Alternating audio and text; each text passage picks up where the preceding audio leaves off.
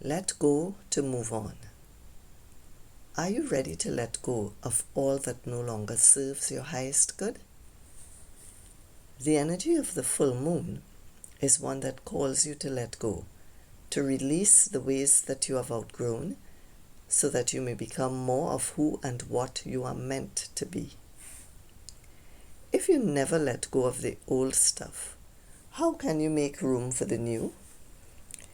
But the mere idea of letting go instills fear in a lot of people. Most people, through fear of the unknown, hold on to what they know, the familiar, way longer than it is healthy for them. So what do you do with that fear?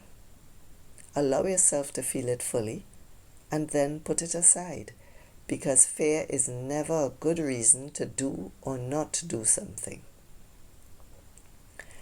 I've learned this through many years of spiritual growth and stepping out in faith, in trust without reservation. And I still remind myself of that every day. Think about it.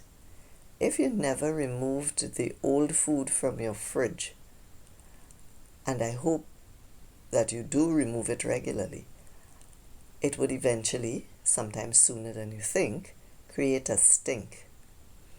So why would you avoid letting go of the old thoughts, emotions, behaviors, attitudes, beliefs that have held you back in so many ways? Often those ways of being, served to protect you at one time or another, but may now be just a hindrance to your growth and development. So get started today. Make a list of all the things that you know are getting in your way, and to choose instead new ways of being in your life. Ways that will help you to expand and embrace the life you are meant to live. So as you gaze at the next full moon, I hope that you will give yourself the gift of new and better ways to live on this earth. Take some really deep breaths. As you exhale, breathe out all that is harming you in mind, body, and spirit. And as you inhale, breathe in all of the wonderful new ways in which you will be going forward. What are the things that you have chosen to let go of? What are the new ways that you will be going forward?